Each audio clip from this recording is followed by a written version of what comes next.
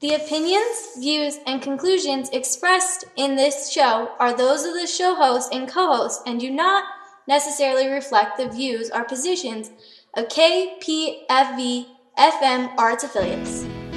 KPFV LP 98.1 FM presents Changing the Planet One Mind at a Time every Thursday, 1 p.m. with your host, Gail Gaia. One mind at a time.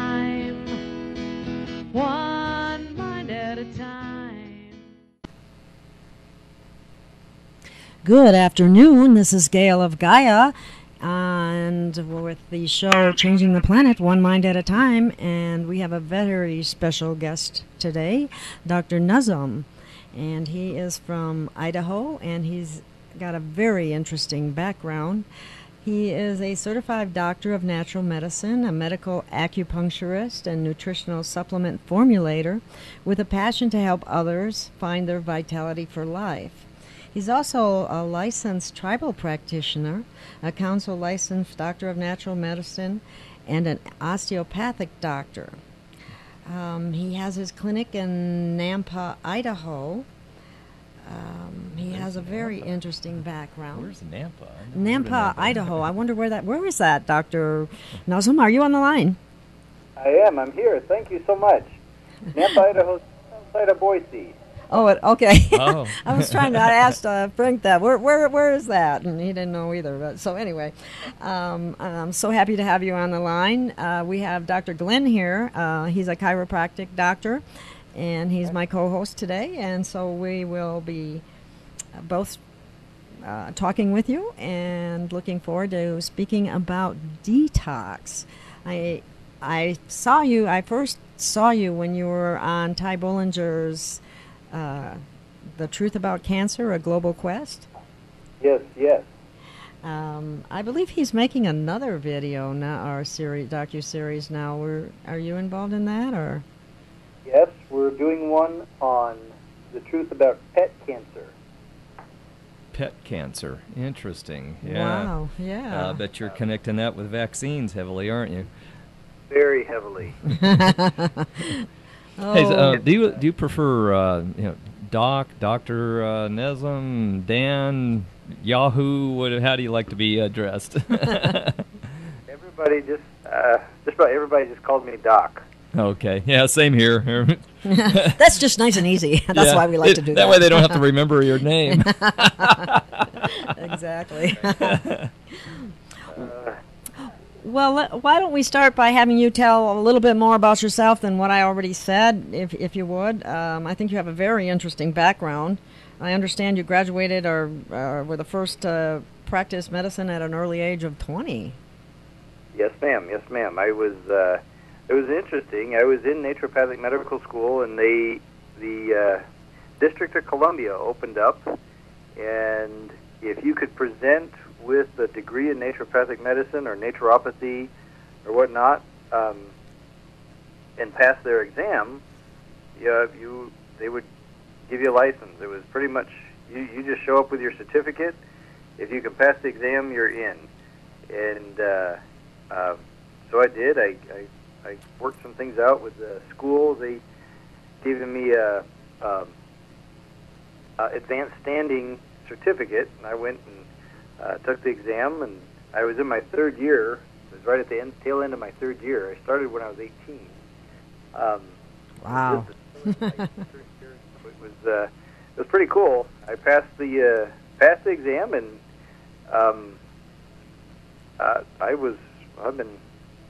I'm in my 40s now, so it was a long time ago. Oh, come on, not that far. We're older than you here. Oh, shh. No. Oops, I wasn't supposed to say that. Speak for yourself, right, Dr. Glenn? Yeah. Okay.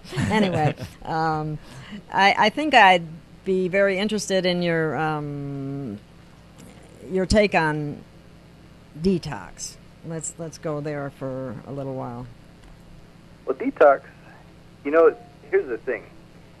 Detox is the most pivotal component of the healing process that we actually have a lot of control over. When a patient comes into the clinic, and they're injured, or they're bleeding, or they've had some sort of trauma. Until that trauma is stable, they're not capable of improving. They have to be stable first before they can start to heal. So we have to go about different ways of actually stabilizing the patient. Sometimes that includes Western medicine. Sometimes it takes Western medicine in pharmaceuticals to stabilize the patient. Mm-hmm. Problem is, you can't stay stable. All right? You will get better or you'll get worse. There's only two directions you can go. You can't stay still. And if you are to get better, you have to go from stable to detoxifying. I couldn't agree more. I tell people they should detox daily. Start gently and continue. But most people are confused as to what to do and how to go about that. So. Oh, absolutely. So here's the thing. When it comes to well, here's my basic concept of detoxing. No dirty wound ever heals. Isn't that the truth? Yeah, that's a good one. So if you have toxins in your body, they are inhibiting you in your capacity to heal. Talk to anybody that's got heavy metal poisoning. They'll tell you all about it. And we all probably have a share of metals that we really don't need in our body. And I think I just recently read, just to add to the insult to injury, that there's 35,000 up to 70,000 chemicals that we're exposed to daily. Yes. At least 500 pesticides, 3,200 different types of pesticides or problems in our food. It's just amazing. Our bodies really have an amazing capacity to deal with all this, but I think they're overloaded. The fact that we're still alive is testament to that. Well, I have a question for you, and maybe you'll address this at some point in our talk, but 25 to 30% of the people test positive for not being able to clear biotoxins. Right. And what is that? What is that reaction called? I always forget the name of that when, as you're killing off organ. Hertzon, yeah. I can't say Do you have something that addresses that factor in people? Because sure, we get all this detox going on, we kill off a bunch of bad organisms, and then they can't get rid of that. Exactly. There are. The answer is yes. The thing about there's in my approach, there are multiple ways of detoxing and multiple types of detox. You have drainage detoxification, okay, and that's like, let's say we all went to your house and we had a big party one night, and we all slept over and nobody cleaned up anything, and we wake up in the morning, we want to go fix eggs in the kitchen, but there's food and drinks and cups and plates and every other thing all over the counter. The garbage can's full. If we don't drain the kitchen, we're not going to be able to make breakfast. Mm-hmm. So we got to go in, we got to clean up all the plates, clean up all the dishes, get all that garbage out. Okay, clean up the kitchen first, and we just got to take the waste out is what we got to do. We got to get all the waste that's accumulated in the kitchen, get all that out. Once we've removed the waste, then we can get to work. And, if something had spilt on the floor or on the counter or something like that, it's not until you remove the waste that you can actually get to that underlying quote-unquote filth, right? Mm-hmm. And right. so it's the same process in the body. If you have, let's say you have a liver with bile ducts that are just plugged up, whether they're plugged up with parasites or stones or just bile salts that's crystallized. We got all kinds of things that can get stuck up in those bile ducts. Or let's see, here's another kind of gross fact. Think of this: your colon, your body's garbage can, right? Mm-hmm. Your colon is a 4-inch round, normally between 8 and 10 foot long tube. Mm-hmm. but it has the capacity to expand 4 times its resting length, or resting circumference, I'm sorry. So think of that for a minute. How much could you pack into a 4-inch round, 10-foot long tube? Okay, now let's expand that to 16 inches round. Just imagine the waste that could fit it. Yeah, that's a lot of Yeah, poo. is that why? You know, when they say you're full of something, we know what they're talking Yeah. about. But anyway, is that why people have bellies hanging over their belt, or what? Exactly. Yeah. That's exactly what they have. When the colon expands up to, I mean, just think, if you get 10 cubic feet of waste accumulated in someone's abdomen, how much space is that going to take up? Mm-hmm. But you know, people say, well, I go to the restroom, so they assume that they're losing all that, but that's not the case, is it? Not the case. Clinical constipation is 1 bowel movement a day. They used to tell people, I remember as a nutritionist, they used to tell people, well, as long as you go every 2 or 3 days, you're okay. Oh. I'm going, what? Are you kidding me? Wow. Yeah, isn't that crazy? Yeah, and they used to laugh at detox, too, so I just kind of go, okay, whatever. Right. If you take, you take a baby, it comes in one end, goes out the other. like a seagull. Sure, exactly. And that's normal. That's healthy. And then, as we get older, for some reason we think that, we can eat 3 times a day, but only, have 1 bowel movement a day. That's just, there's something wrong with that thinking. Mm-hmm. I have a question for you on that note before I lose that. If you have your system balanced well, you can just blow right through lunch and eat a light dinner. If you're only eating substantial in the morning and some in the evening, what's your thoughts on your bowel movements then? Still probably twice a day would be realistic, right? Sure. It would be, however, if you eat a meal, there should be, 12 hours later, there should be waste from that meal that should be exiting. Right, or less, yeah. Exactly. It shouldn't go much farther than 12 hours. And if you're, so it's anywhere between 8 to 12 hours would be okay, quote unquote. But that should happen you should have a bowel movement for every meal that you eat. If that's not happening, the waste product from the leftover, the undigested food in your gut is being stored somewhere. Right. Now, the waste in our body is what microbes feed on. Mm-hmm. Okay, so if you have waste in your gut, you're going to end up with excessive amounts of microbes in your gut, and particularly the wrong microbes, because if they're eating the waste in your gut, they're going to eat through that waste and start eating your body. Okay, Oh, we lovely. call that Nice, yeah. okay. And that's okay. So think of the whole process of degeneration. Let's go through that real quick. Okay. It starts with irritation. Okay, so any irritation is something that stresses your body beyond its ability to adapt.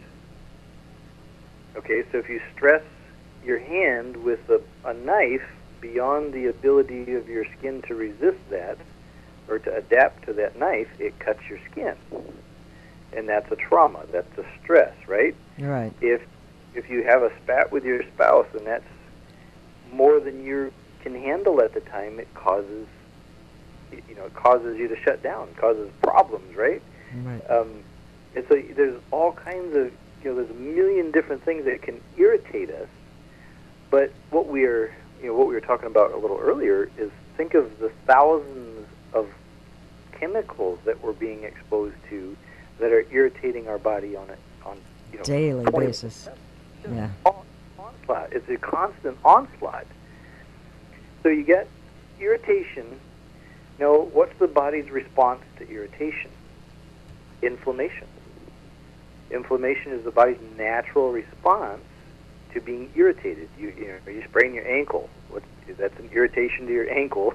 What happens? It swells up. Mm-hmm. You eat some bad food. What happens to your gut? It swells up. There's you have this inflammatory response. We well, you have a disagreement with your spouse. Again, you get an inflammatory response, right? No, not me. Yeah, a little different in nature, Never. She might listen. Yeah, Okay. but you be careful. She might listen to this. That's right. No, never any irritation or inflammation. No. Yeah, we Anyway. really believe that. Okay. Yeah. Let's go on from inflammation. Then what? So as inflammation sets in, okay, the body goes into a vegetative state.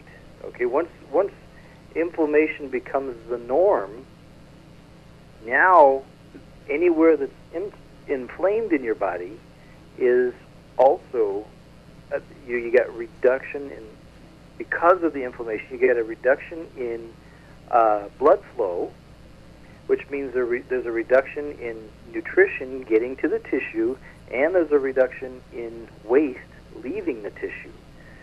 What happens in an inflamed body is it becomes the perfect breeding ground for infection. And that's the third step in the degenerative process. Once we get into the stage of being infected, and we have a chronic infection is the most degenerative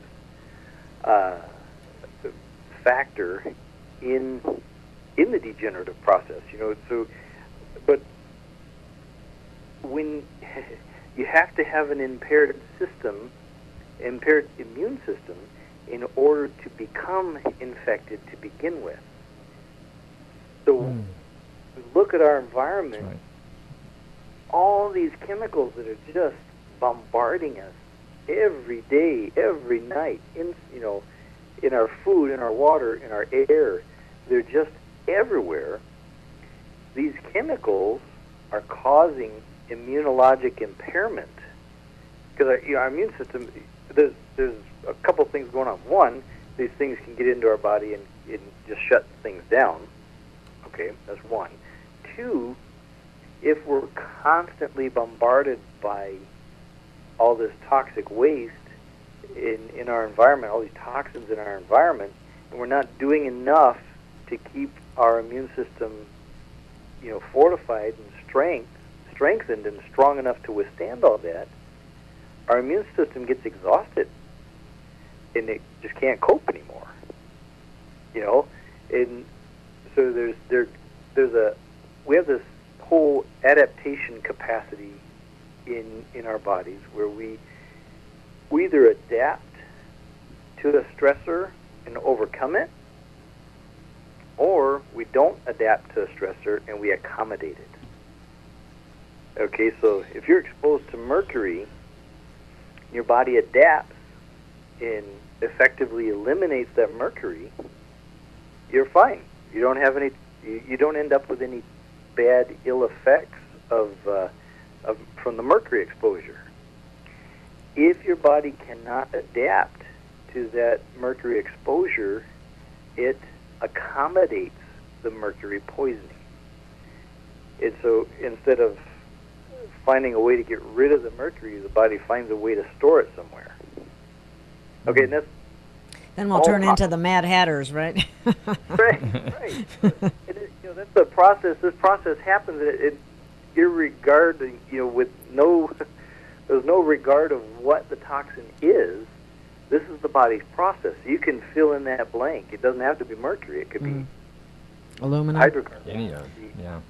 Anything, And so those processes are very important for us to understand, because the thing about the process of developing degeneration, if you start wherever you are, if you're in that inflamed state where your body is just inflamed everywhere, we work on reducing irritation and using antioxidant and anti-inflammatory substances that work on soothing the inflammation, reducing that swelling, and we can reverse it. You know, we can get back to the irritation phase, then we get that irritation healed up, and you're better. If you're at that infection, we've got chronic infection, we have to deal with that so we can move back and deal with the inflammation then, and then deal with the original irritation. And the difference between treatment of disease and working with these is it doesn't matter what you have, you can get better. Now, your capacity to heal is entirely individual. Okay, one person may have more capacity to heal, and they may recover either faster or completely, where somebody doesn't, you know, another person may not have the full capacity to recover 100%, or it's going to take them longer to recover, okay? And that goes back to individual vitality. Yes, definitely. But go back to that, when we first started talking about detox, you know, once the patient or the client or the whoever is not well, that person, once they are stable, the only direction to take if they actually want to improve their health and not just treat a disease is through detoxification. They have to cleanse. The body has to be clean. You have to remove waste and toxicity in order for it to heal. No dirty wound ever heals. Mm-hmm. And that's fundamental. Now, since we're electrical in nature, being full of toxins interferes with that electrical capacity, which definitely would have an impact on your level of vitality. Would you agree with that? Absolutely. Absolutely. Our electrical system is primarily a communication system. Yes. We have an intracellular and extracellular communication system that works real similar to Wi-Fi. And then we have our hormonal system, which is kind of like the postal service. You know, they're packages that get sent from one place to another, you know. And then we have our hardwired system, which is very much electrical, and that's our nervous system. Now, if toxins get into the cells and start to cause inflammation in the cells, they don't send their signals properly, and sometimes they can't send or receive signals, so their Wi-Fi gets messed up. Well, that's a good way of explaining it for people to get an idea, you know. Yeah, molecularly, I look at that. They were overwhelmed with positive charges, and so there's an imbalance in circuitry, and it just can't communicate. You don't have enough electrons in the circuit to be able to complete everything. So. Exactly. That's exactly what I'm talking about. Yes. Yeah. And so then you get your. Let's go on to like nervous communication. If you get a toxin lodged into the nervous system somewhere, it causes inflammation. Well, that just disrupts. That's like, you know, putting pressure on a fiber optic cable. You know, it doesn't send the signal very well anymore, you know, or that it gets disrupted somehow. Well, from a neurogenic standpoint, we also have the issue of glyphosate, which destroys a lot of the good bacteria in our gut, which interferes with the making of certain neurotransmitters, and you know that just adds more insult to injury. Yeah. I mean, you know, it brings the question: how do we possibly simplify this? You know, that's really a good question, and there are answers to that. There are, what I teach my patients is, you know, if you are nutritionally deficient, you automatically become a toxin sponge. If you don't plug up all those nutrient receptor sites in your cells, every one of those receptor sites is a place for toxins to get wedged into. So if our first and foremost best way to protect ourselves from the onslaught of our environment is to make sure we're very well nourished. So high quality supplements, getting the vitamins and minerals you need to have, high quality phytonutrients, getting the right herbs and adaptogens and medicinal mushrooms and things like that to ensure that your system's operating properly. And then we think of a wood stove real quick, okay? You put some paper in there, you put some cardboard in there, put some small pieces of wood in there, and you put a couple logs in there. You light it up, and it produces heat. That's great. All's good. We do that again later on in the day. We do it again the next day. 2, 3, 4 days later. Now the wood stove's full of ash, and we can't even start a fire, and we can't even get anything in there to start a fire. Good analogy. Yeah. That's like what that. our body, it naturally, it creates its own waste. There's metabolic byproducts. There's byproducts to our natural metabolism, and so just like that wood stove fills up with ash, our body fills up with waste. We have to do something to effectively keep that moving and keep removing that from our system. Definitely lighten the load. Yeah. Exactly. Right. And so you take your, if you keep everything running properly by making sure you have all your vitamins, you have all your minerals, you have your phytonutrients, your medicinal mushrooms, all these things that enable your body to operate properly. That keeps the metabolism working on a even keel. Then you don't accumulate as much waste when that happens. But inevitably, we do accumulate waste, and there are times that we're you're traveling or you're on vacation or you're out of your routine and you don't eat quite right. And, those things just don't get eliminated quite as well as you'd like.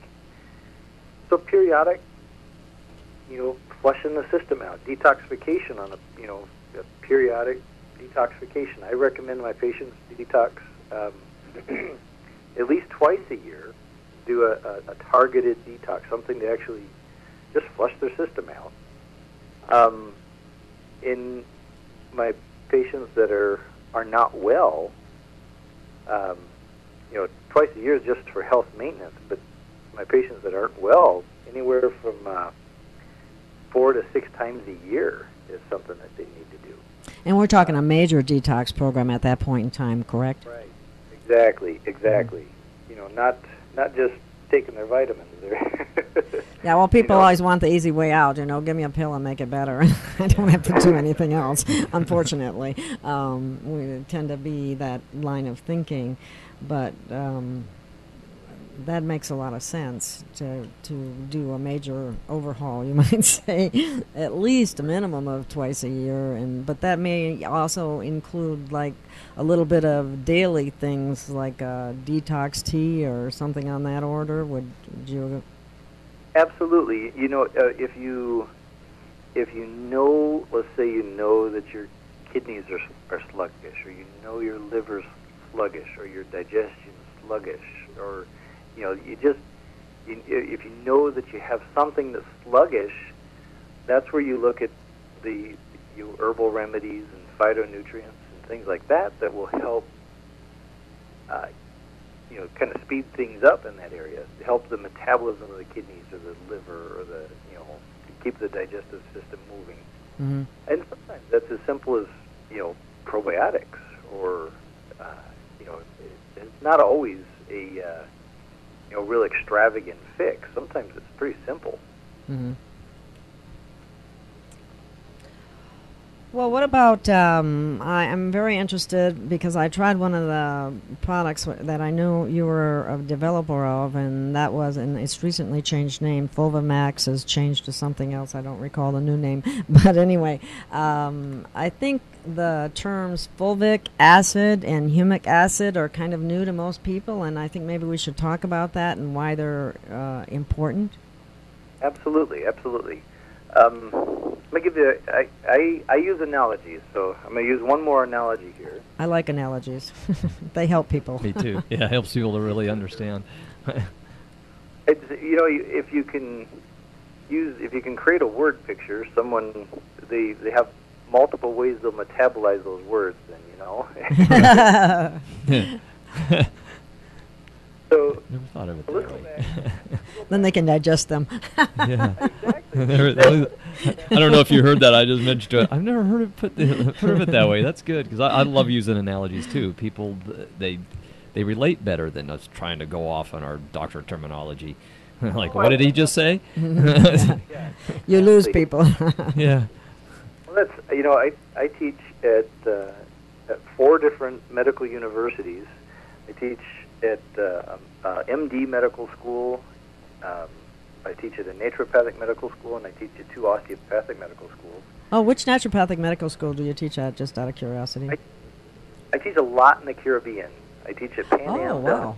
Caribbean, and I teach at the University of Montserrat in Montserrat, and then I teach in Canada and also in Florida at different osteopathic colleges there. Now, are you doing that Wow. online, or are you doing actually physically going there? I go and do 1-week intensives. Poor you. Paid vacations. Hey. You notice I only do one up north. That's up in Canada. Everything else is Florida and Caribbean. Everything's close. Yeah, everything's closer to the equator. I like your style. So, if we go back to, we'll go back to the Bible, okay, real quick. The Bible says that God made man out of dirt. Well, if that's true, or if that's, if we take a look at that as a model, then the human body in soil should have very similar, components. At least they should have the same components. If you look at soil, soil has moisture or water. It has various, levels of the periodic table. You got different mixtures of the periodic table depending on where the soil is. And then you have microbes. And if you look at the human body from a purely chemical, like a biochemical standpoint, well, the human body's water, different configurations of the periodic table, and microbes. I mean, just on a purely biochemical level, that's what we are.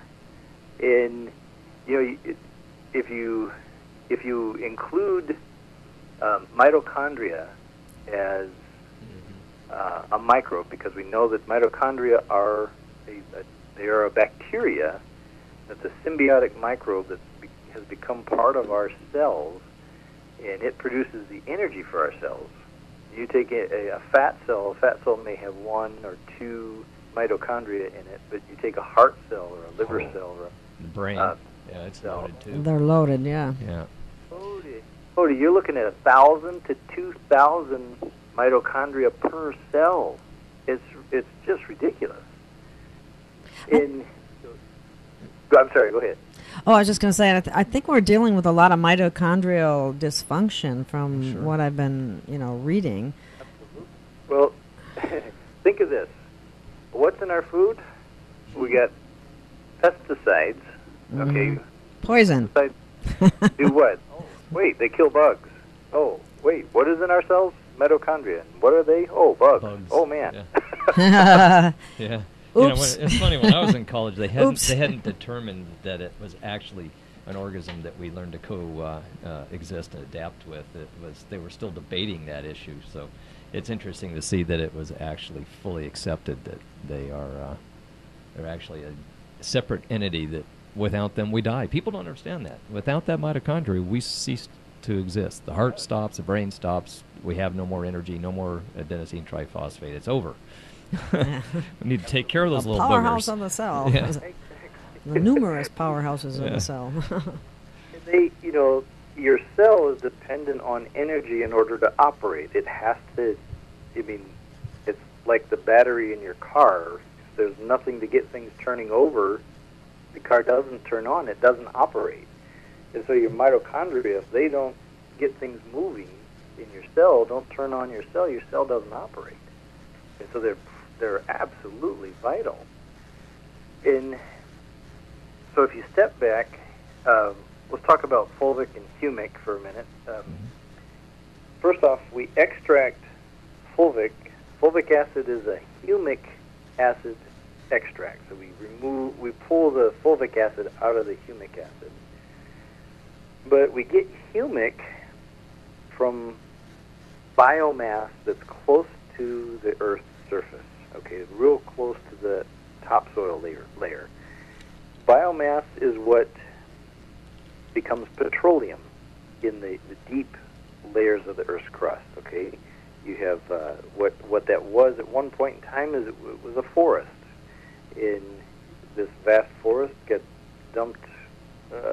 rock and water and dirt and things dumped on it, and it was under massive amounts of pressure and turns into, as it humifies, or humification is kind of like long-term composting, if you will.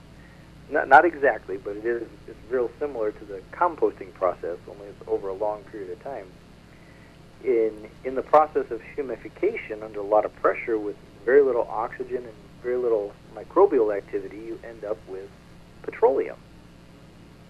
We have biomass under that kind of pressure, you end up with petroleum. Now you go up a little higher in the Earth's crust, and you'll have the same kind of biomass deposit under less pressure with more oxygen and more microbial activity, and we call that coal. It's another biomass deposit. Now we go up farther towards the surface of the Earth's crust, and we have the same biomass, just with it's more oxygenated and has far more microbial activity, and we call those humate deposits. In a humate deposit, in order to produce good fulvic acid, a humate deposit typically has to be at least 2,000 years old. The best stuff is between 4 and 6,000 years old. So your best humate deposits that produce the best fulvic acid are between 4 and 6,000 years old. And those materials are mined, and then they're taken to the lab, and they take and extract these organic acids and different polysaccharides from these soil deposits. And what's interesting about these things is the humification process, or the decomposing process of this dead vegetable matter over thousands of years. It doesn't, the nutrients don't decompose. They actually concentrate through the humification process. And so you take thousands and thousands and thousands of tons of dead vegetable matter that gets acted on by these microbes and gets oxygenated in over thousands of years. All that biomass concentrates down into these deposits, and in those deposits, the very last step on the ladder of the humification process is fulvic acid.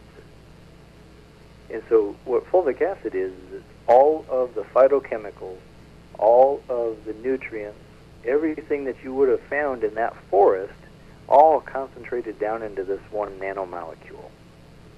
And it is phenomenal. Well, I did Phenomenal. take that supplement with Fulvic, and I have to admit that I was feeling very good when I was taking it. Unfortunately, I ran out, and there isn't any available yet. Well, to go back, remember when I first started talking about the composition of soil Mm-hmm. and the composition of the human body? Fulvic and humic acids structure the water in our body. So the water has to be in a certain configuration in order for it to work with all the other crystalline structures in our body and keep things hydrated, keep things liquid and viscous, and you know, so they move around easy and keep things slippery inside. You know. And So- Right, that's hexagonal. We've actually I want to have a discussion with you after the show's over about that subject, but Well, Or- when he was talking about the structure of water, are you talking about H3O2? yes, Okay. yes. Yeah. So Yeah, you're- water. The real water, or the easy water Joe. that Dr. Pollock used to yeah. call it, yeah. Exactly. So Fulvic turns the water in our body into this structured water. So Wow. it is the best manipulator of the water in our body. The other thing that it does is it will reconfigure the periodic table in your body. So if you have high heavy metals or low essential, you know, like magnesium or zinc or boron or, you know, these other nutrients, it starts pulling the metals out and putting the nutrients in. That's awesome. Totally amazing. It's just one of the, I've never worked with anything that was more phenomenal. You know, we would do hair analysis with people, Ooh. and you take a hair analysis, you take a hair sample before we do anything with them, take another one 3 months later, take another one 6 months later, another one, you know, every 90 days basically we would do this. And we would have people with massive, I mean, heavy metal poisoning. They were doing, you know, very, very poorly. And, you know, by the end of 90 days, they're actually feeling pretty good. And their hair analysis, when we first started doing this, it was like we'd have to call the lab because it couldn't possibly be the same person. Are you sure you did this lab right? Yeah. Or did you mix this up with somebody else? Yeah. That's awesome. And what was amazing is, you know, when we would do IV chelation, I was going to just go there. I was going to ask you about how does this relate to chelation. So is this even better? chelation, as far as hair analysis, chelation took 6 months to a year to do what this does in 90 days. Oh my God. Wow. Okay. In 90 days, what type of fulvic acid regimen were you putting them on? Did that include a detox program, or did that include just a supplement with fulvic acid in it? Or tell me what you did. Normally, it would depend on how. See, I look at from a from a not an ER standpoint, but more from a naturopathic wellness standpoint. Okay. I look at somebody when they come to see me. I determine whether they're stable or not by way of trying to determine whether or not this person is strong enough to detoxify. You know, because detoxification is doing a detox program will tax your body. Mhm. Yes. Yes. Mhm. Especially if you haven't done anything. Absolutely. So you have to be strong enough to detox before we take you through a detox program. That's just been my procedure for forever. And so what I would do if they weren't strong enough to detox, what we would do is we would use Fulvic and just nutrients. We would just take and use green food supplements, our Fulvic and Humic supplements, and nutrients in those first 90 days. And here's the thing, Fulvic by itself, and we'll get into what we've done with it. Our lab, we do some different things with it, and we'll talk about that in a little bit here. But Fulvic, just by itself can carry 60 times its weight in nutrients into the body. Wow. Once it deposits those nutrients in the body, wherever the body wants them, it picks up 60 times its waste and carries, 60 times its weight and waste out of the body. Wow.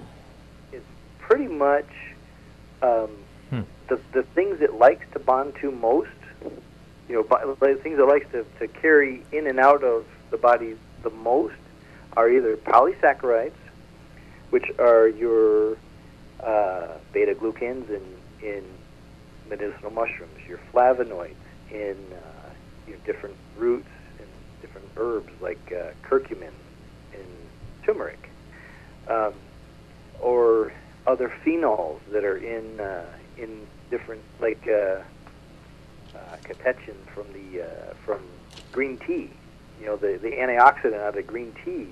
Those are all things that Fulvic really likes to bond to and carry into the system. And what it likes to bond to and carry out of the system are things like mercury, lead, cadmium. That is phenomenal. A traffic system that actually does benefit to the body. I use the analogy of imagine a school bus with 60 seats in it. You got 60 receptor sites or 60 places to plug nutrients into the fulvic molecule. And that bus goes down through the neighborhood, and each cell or each house is a cell, right? And so you pull up to the zinc household, and Jimmy Zinc hops off the bus. He goes up to the house, and Mrs. Zinc comes out with the garbage and puts that into Jimmy's seat in the bus. And then they go over to Susie Magnesium's house, and same thing happens there, and so on and so forth. And as the bus goes around and it unloads those nutrients, the cells unload the waste back to the fulvic molecule, and it gets eliminated predominantly with your bile salts. It heads off to the liver and gets flushed out through the bile. And the nice thing about it is this creates carbon, hydrogen, and oxygen bonds with the elements. And the beautiful thing about that is it's because it has multiple bonds. When it picks up mercury, it doesn't just move mercury around in your system. It picks it up, and it incorporates mercury into the molecular structure of the fulvic acid itself. And then that goes off, and as long as your cells don't want mercury, it doesn't deposit mercury back into your cells. That's amazing. Huh, yeah, I'm going to have to get some of this. I want some of that. Yeah. I know, I want some more. I had some for a while, and then I ran out. Now, here's one of the things our group, we are part of the International Humate Society. In Tokyo, they have a competition every year, and you have to take your fulvic, your liquid fulvic mixture, and they kick off the convention, 4-day convention, by dropping a probe into 16 ounces of your fulvic mixture, and that probe is connected to a light bulb, and we test, who can keep the light bulb on the longest, who has the greatest electrolyte capacity. Wow. That's very cool. Interesting. That is cool. It is. Our strongest competitor was able to keep the light bulb lit for about 73 hours. And with the tweaking, quote unquote, that we do to our fulvic with the different polysaccharides and carbon, hydrogen, and oxygen molecules, we actually presented, we've done this multiple times, where we present a fulvic acid that is completely devoid of minerals. There's no minerals in it at all. It's purely a carbon, hydrogen, and oxygen molecule. And we, in the lab, we can keep a light bulb going for about 30 to 40 days oh my goodness. without electrolytes. And so when we add electrolytes back to it, just imagine what the body does with that. Holy smokes. That sounds like Wait, that really does an electrical overhaul on the body. Absolutely. It's phenomenal. It's like adding energy to your body, if that makes sense. I'm curious now, this is not really the subject we need to get into on the show, but where is that electrical potential coming from to be able to put, you just putting a pair of wires in there and keeping a light on from just putting it in a single liquid? Exactly, yes. Oh, that's wild. That is. You didn't expect him to say that, did you? It was like, okay, well, there's got to be an electrical potential here. Where's that coming from? It's phenomenal. I mean, these structures are very electromagnetic, and they have very high electrical potential. And it's interesting. The higher the electrical potential of these solutions, the lower the pH. Mm-hmm. And that makes sense. Some of your most potent,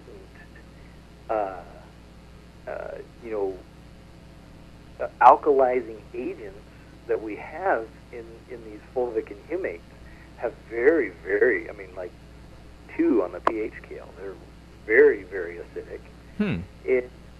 You can bathe in these things. You can spray them in your mouth and your nose. It's pretty amazing. And then using the powdered versions, you can bond these things to almost anything. It's amazing. And then so what I do is I use these things as delivery systems. Yes, that's what it really sounds like, a good use of it. Very efficient. Right. So we'll take and bond, like beta-glucans to this matrix, and if we start off with,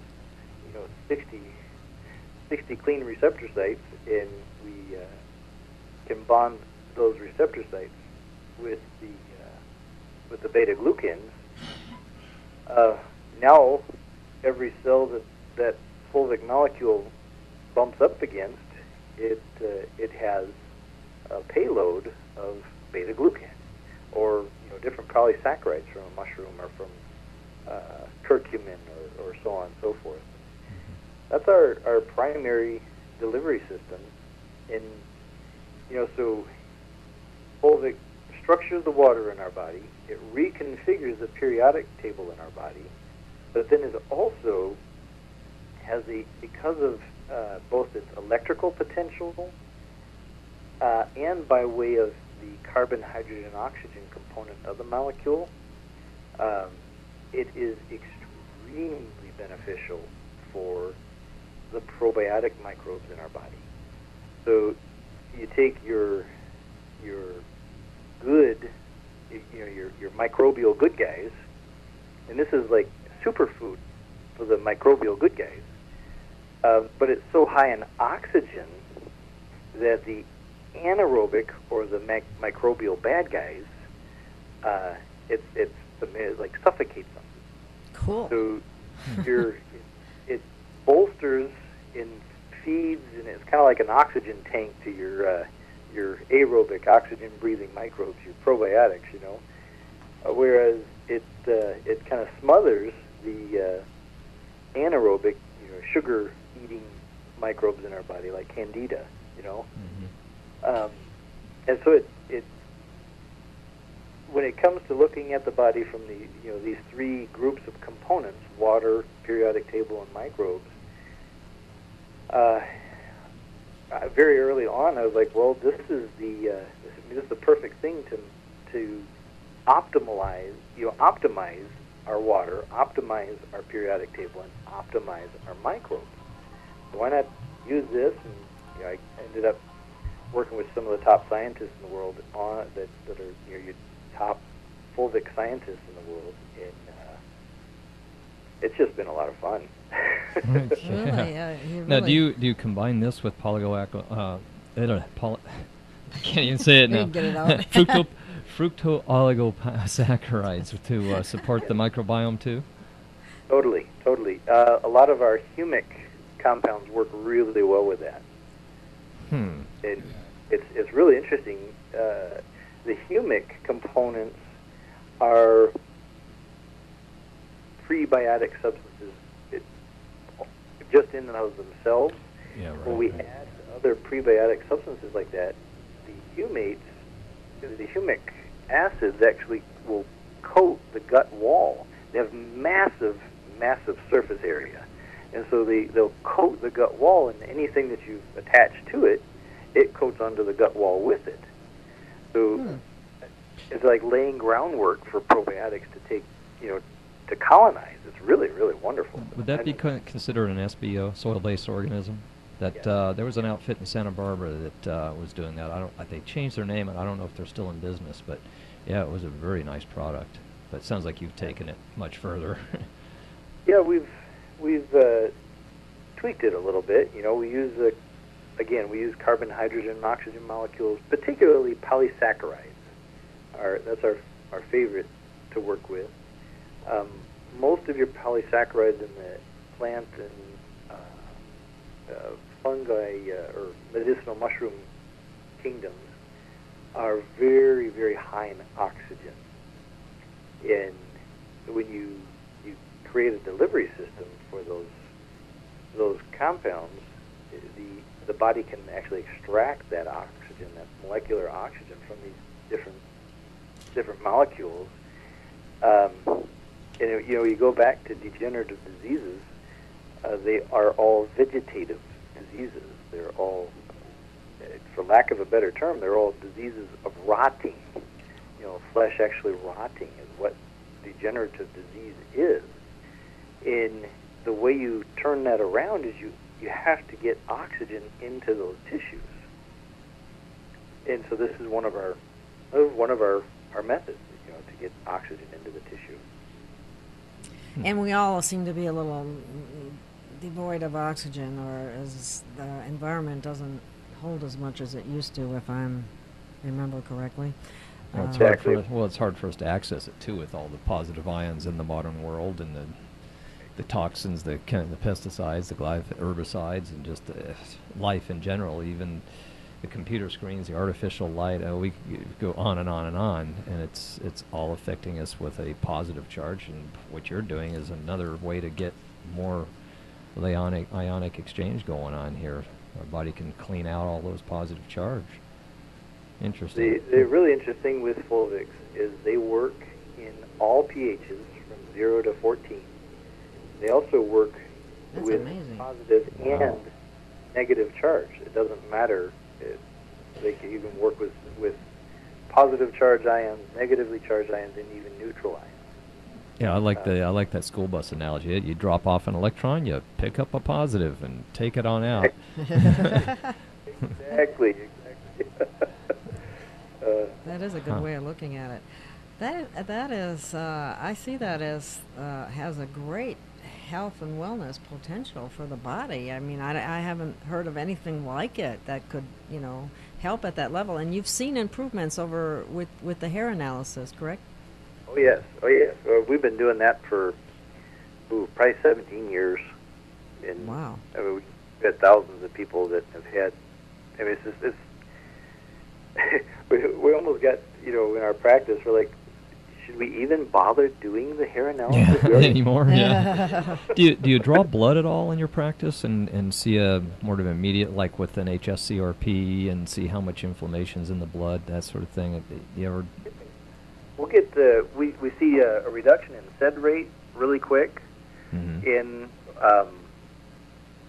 there's one product with they're called organics now. They were epigenetic labs.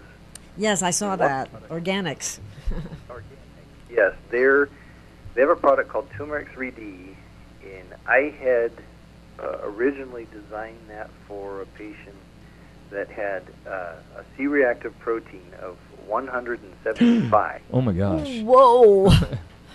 A little inflammation, have we there? A little bit. Oh wow. My gosh! The scale, the reference ranges at the lab were 0 to 5, and she was at 175. Wow. And we and still walking. Yeah, she was in agony, but she was just a fighter, and so she she, she was hanging in there, but man, she was in absolute agony. In 6 weeks, when it took me about a week to get the right mix of the different, both the driver delivery system with the right mix of different herbs and spices for her there, but we got it right. She got relief by the end of the first week. 6 weeks later, when we ran the same test to check where her CRP was, it was down to 4.8. Nice. In 6 weeks. What's your feeling on? Because I know you're nutritionally based and all too. Grains seem to be a highly reactive inflammatory source. What's your feeling on consumption of grains? Is there any biological reason to eat those? For filler. Yeah. But it's so inflammatory. You're better off not filling with that. It's like putting diesel in a gas motor. Yeah, that's right. That's right. Here's the thing. There's way better proteins for us to eat than grains, and there's way better sources of starch than grains. Yes. And we can get things that aren't inflammatory. Mm-hmm. There are different civilizations around the world that have been, agricultural civilizations for thousands and thousands of years, and they do well with certain grains that those particular civilizations have grown for thousands and thousands of years. But you take, my family's from Scandinavia and Ireland. Potatoes. Oh, all right. I have some Ireland and Welsh background there, too. Those red-haired people on boats, and we didn't do a whole lot of farming.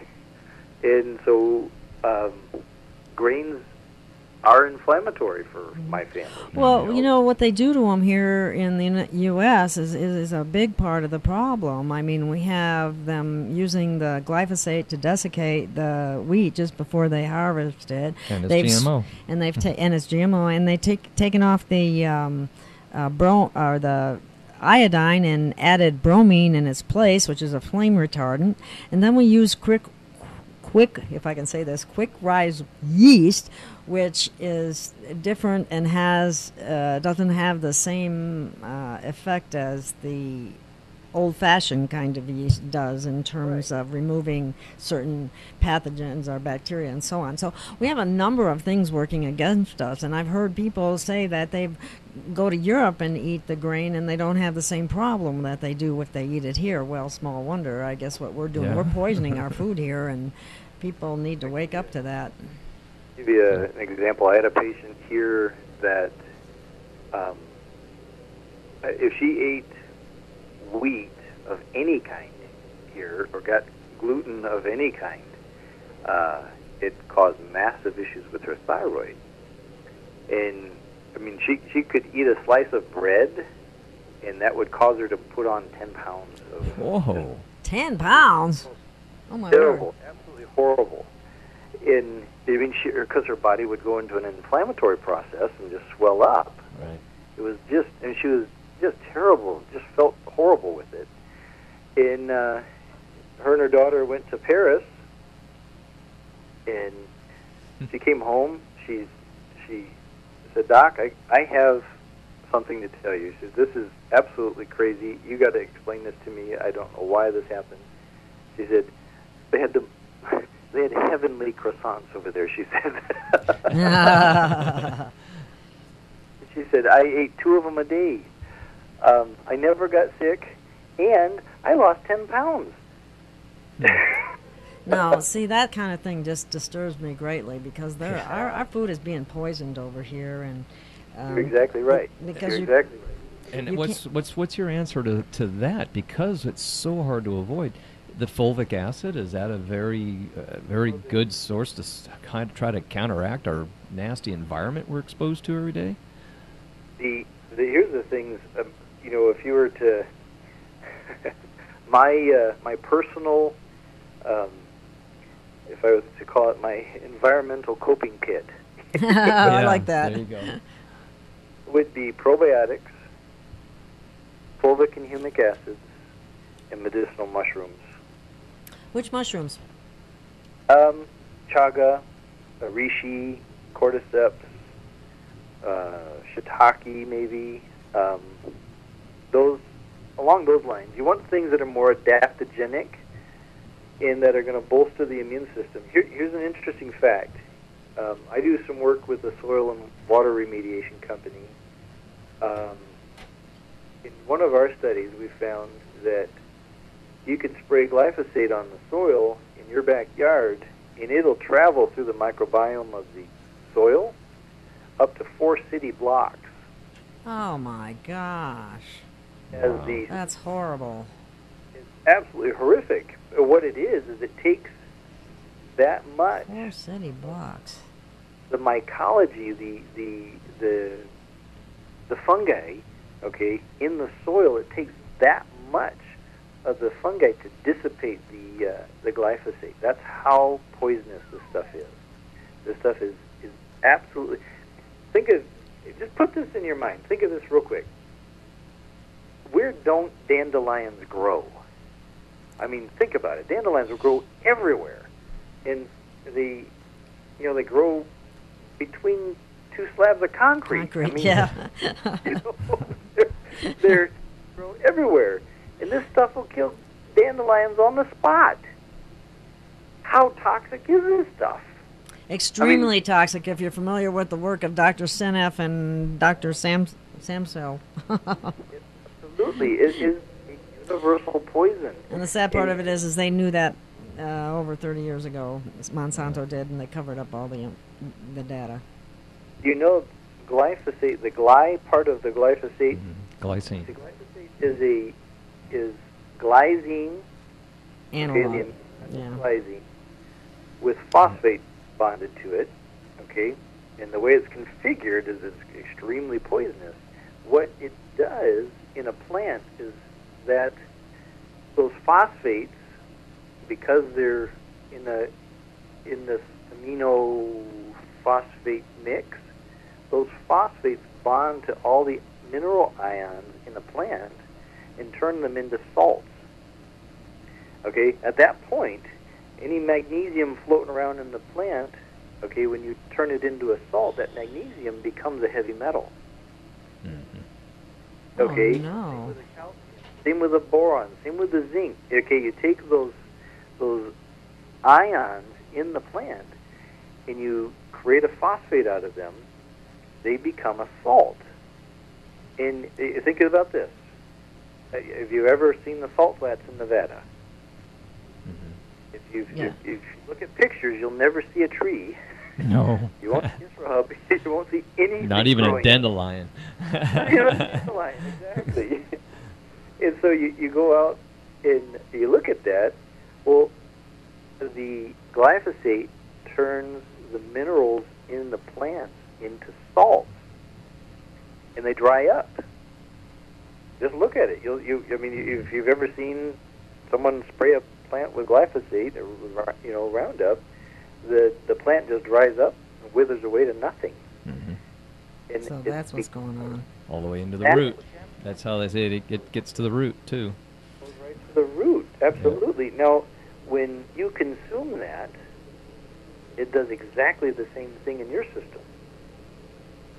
So, and here's the most sinister part about it.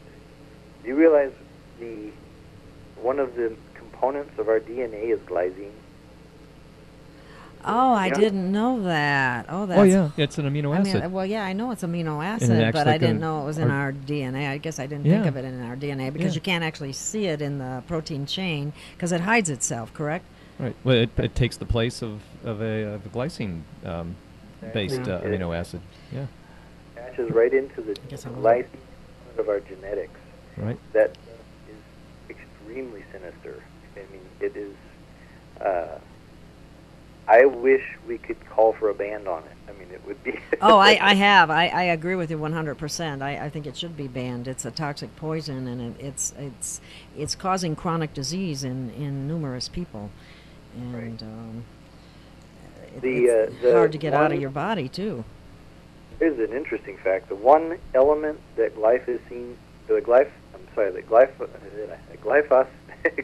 There we are. I can say this. It's The contagious. one element that glyphosate likes to bond to most is fluorine.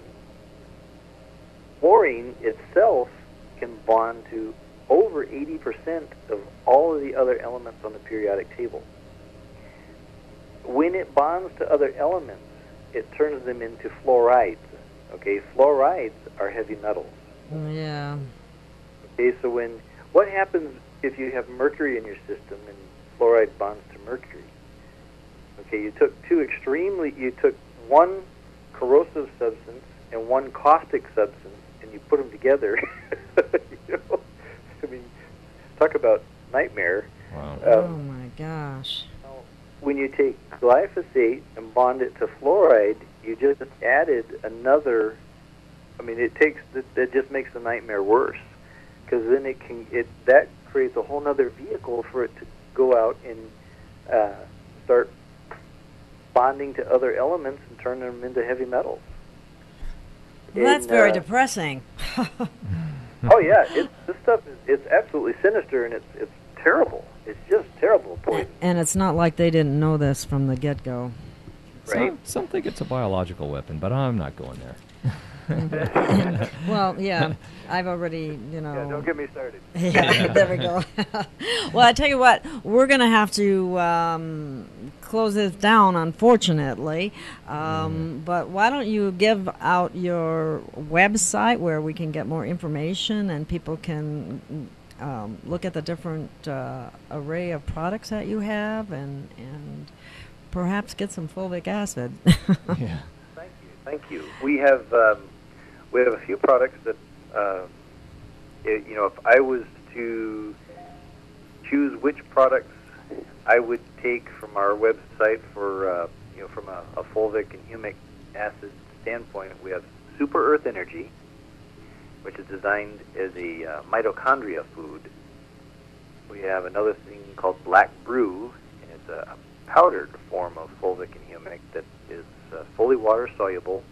It has massive, massive surface area. 1/8 of a teaspoon will turn 16 ounces of water jet black. It'll look like coffee. And if you spill it, don't count on getting it out of the floor. Be careful, in other words. Right, be careful with that one. It's phenomenal. I personally stick it in my coffee every morning. I like it that way. And not much taste, I take it? Virtually no taste at all. Oh, lovely. That's a good thing. My little ones, I have 5 children, and I give it to them in a little bit of apple juice every morning. And it just, they have black apple juice, but they... Nutritiously black apple That's juice. funny. They're going to look at their friends and go, "What's wrong with your apple juice? It's not black." Do you have a phone number that people can reach you at? The best website. It's The best website, okay. drnewsum.com, drnewsum.com. drnewsum.com is the best place. We have people that are, monitoring that all the time, and if anything comes through, there's a question that they can't answer, that it goes right on to me. So, Well, let's make sure that people understand that's Dr. Newsum, N-U-Z-U-M, not D-O-C-T-O-R. It's the abbreviation of Dr. Newsum. Because some people might try to type in doctor spelled full out, and then they're wondering, why am I not getting there? Well, you know what, Dr. Newsum, I would like to have you on our show again. I'm sorry that we have to close this down today. This is fascinating information, and if you would send your phone to the PM box that we usually talk on, I would appreciate that immensely. We have, Dr. Glenn and I have a few things we'd like to talk with you about privately. Yeah, fair. But anyway, I have to, unfortunately, sign off. Sign off here. And like I said, I'd love to have you on again, and we can talk further. Thank you so much for your wisdom and sharing of information. Thank you. And I hope you have a wonderful rest of the day, and we would like to talk to you more after the show. Right. Very good. I appreciate it. Thanks for having me on the show. Thank you. Oh, you're welcome. Thank you so much. And thank you, God audience. God bless. And thank you, audience. We will be back next week, and we hope to see you then. Thank you. You're listening to 98.1 FM, KPFB LP, Pahrumps Freedom Radio.